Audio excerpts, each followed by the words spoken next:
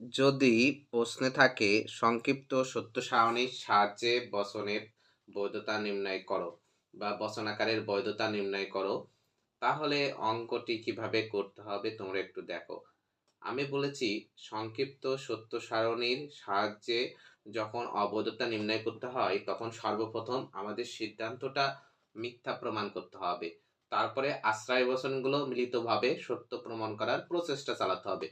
যদি আশ্রয় বচন দুটো মিলিতভাবে সত্য প্রমাণ করা সম্ভব হয় তাহলে সেই যুক্তিটি অবৈধ হয়।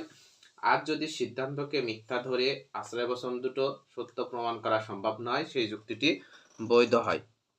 তাহলে আমাদের প্রথম কাজ হবে এখানে যে সিদ্ধান্তের মূল যোজক কিন্তু এই ভেল, এই নেগেশনটা মূল যোজক না। ঠিক আছে, এই নেগেশনটা শুধুমাত্র পি এর পাওনা, কিন্তু এই ভেলটা পি এবং আর কে বোঝাচ্ছে। তাহলে আমাদের এই ভেলটা এফ প্রমাণ করতে হবে। তাহলে ভেল কখন এফ হয়? আমরা জানি ভেলে ভেল এফ সমান সমান এফ হয়। তাহলে আর এর মান অবশ্যই আমাদের এফ ধরতে হবে এবং পি এর এমন একটা মান ধরতে হবে যে মানটা ধরলে এই নেগেশনটা এফ হবে। কারণ আমরা সরলে শিখেছি প্রথম মূল মানের কাজ হয় তারপরে নেগেশনের কাজ হয়। মূল মানটা যা থাকে নেগেশনে থাকার কারণে সেটা উল্টে যায়। ঠিক একইভাবে এখানে আমরা যখন টি ধরবো তখনই কিন্তু এটা আমাদের এফ হবে। তখন এখানকার যে এফটা আছে, আমি যে লাল কালি ব্যবহার করব তোমরা পরীক্ষার খাতায় ব্যবহার করবে না, এটা শুধুমাত্র বোঝানোর জন্য। এখানকার যে এফ আছে আর এখানকার এফ আছে, এই দুই এফ, এফ ভেল এফে এফ হয়, তাই আমরা এখানে এফ বসাই দিলাম। আশা করি সবাই বুঝতে পারছো এই লাইনটা। তারপরে আমাদের কাজ হবে আশ্রয় বচনে দেখতে হবে এই বচনটা, এই যে বচনটা আছে কি, এই পি বচনটা কোথায় আছে কি। ঠিক আছে, দেখবো পি কোথায় আছে কি। দেখো উপরে এখানে পি আছে, তাহলে পি এর মান আমরা টি ধরেছিলাম, তাই এখানেও টি ধরবো, এখানেও টি ধরবো। এবার দেখবো আর কোথাও আছে কিনা, যদি থাকে সেখানে আমরা এফ ধরবো। এখানে আছে, তাহলে এখানে আমরা এফ ধরবো। তারপরে আমরা সহজ নিচের এই বচনটা সত্য প্রমাণ করার চেষ্টা করবো, অর্থাৎ সহজ বচনটা। এখন কিউ এর এমন একটা মান ধরতে হবে যে মানটা এখানে যেটা হবে সেটা উল্টে এখানে টি হয়। তাহলে কি এর মান যদি আমরা এখানে টি ধরি, মনে করো কি এর মান যদি এখানে টি ধরি, তাহলে টি ইমপ্লাইজ টি এখানে টি হবে, তখন এই টিটা উল্টে যায় এখানে হবে। কিন্তু আমাদের উদ্দেশ্যটা কি? আমাদের উদ্দেশ্যটা হলো এখানে টি বানানো, এখানে এফ বানানো যাবে না। তাহলে অবশ্যই আমাদের কিউ এর মান এফ ধরতে হবে।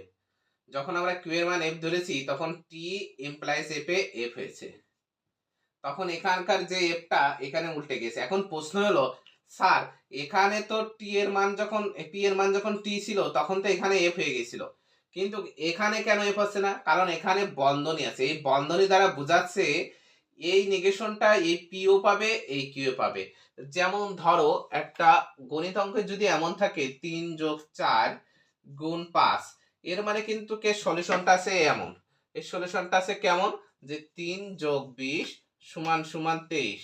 কারণ এই গুণটা কে পাচ্ছে? শুধুমাত্র 4 পাচ্ছে। কিন্তু একই জিনিস যদি 3+4 দিয়ে এইভাবে বন্ধনী দিয়ে আমরা 5 লিখি বা গুণ দিয়ে 5 লিখি, বন্ধনী দিলে গুণ দেওয়ার প্রয়োজন পড়ে না, তাহলে কি হচ্ছে? তাহলে দেখো কি হচ্ছে, তখন কিন্তু কে যে 3 আর 7 গুণ 5 হয়ে যাচ্ছে। ঠিক আছে, তখন দেখো 5 7 35 হয়ে যাচ্ছে, অ্যান্সার কিন্তু ভিন্ন আছে। ঠিক একইভাবে এখানে কিন্তু টিটা এখানে এফ হয়েছিল, কারণ কি এখানে কোনো বন্ধনী ছিল না, কিন্তু এখানে বন্ধনী আছে, তার মানে এখানকার যে মূল মানটা হবে এটা এখানে ঘুরে যাবে। আশা করি সবাই বুঝতে পেরেছো। তাই এখানকার এফটা ঘুরে যেয়ে এখানে তখন আমাদের টি হবে। আর আমরা জানি সবসময় বন্ধনীর বাইরেই মূল যোজকটা বেশিরভাগ ক্ষেত্রে থাকে, এখানে কিন্তু বন্ধনীর বাইরে যে যোজকটা আছে এটাই মূল যোজক, এখানে মূল যোজক ওই নেগেশন।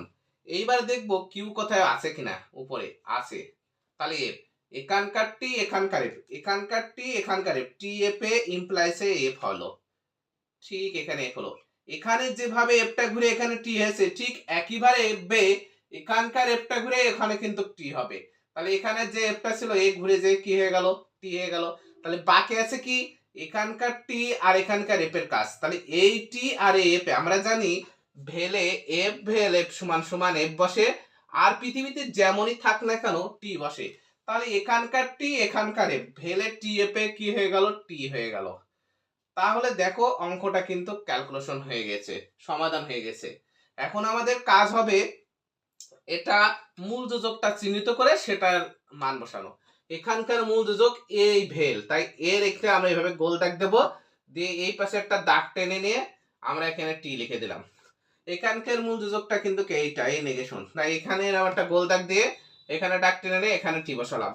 আর এখানকার যে মূল যোজকটা সেটা হলো এই ভেল, এফ ভেল এফে এফ হয়, তাহলে এখানকার এফটা টেনে আমরা এখানে টানলাম। দেখো এবার সিদ্ধান্তটা মিথ্যা হয়ে আশ্রয় বচন দুটো কিন্তু সত্য প্রমাণিত হয়েছে।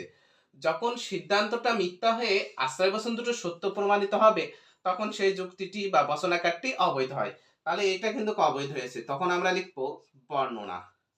নির্ণয় দন্তনারে সি মধ্যাহ্নরে একের অন্তস্থ নির্ণয়, এটা কিন্তু ছোট হাতের অক্ষর আছে, তাহলে ছোট হাতের অক্ষর থাকলে বচন হয় না বচনাকার হয়? অবশ্যই বচনাকার হয়। তাহলে আমরা লিখবো নির্ণয় বচনাকারটি অবৈধ। অবৈধ কারণ কারণ সিদ্ধান্তকে মিথ্যা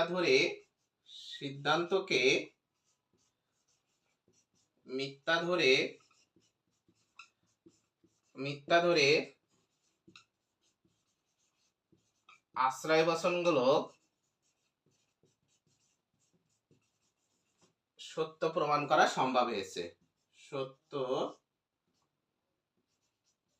প্রমাণ করা সম্ভব হয়েছে। আশা করি সবাই বুঝতে পেরেছো এই অঙ্কটা। ঠিক এইভাবে সংক্ষিপ্ত সত্য সারণী যত অঙ্ক আসবে করলে আশা করি হবে। ঠিক আছে, অনেক সময় অনেক বইতে ভুল হয়, টাইপিংয়ে ভুল হয়, অনেক জায়গায় ভুল টাইপিং হয়ে যায়, চোখে বাঁধে না, কিন্তু তোমরা নিয়মটা ঠিক রেখে সুন্দরভাবে করে যাবে, আশা করি মিলে যাবে। ধন্যবাদ সবাইকে।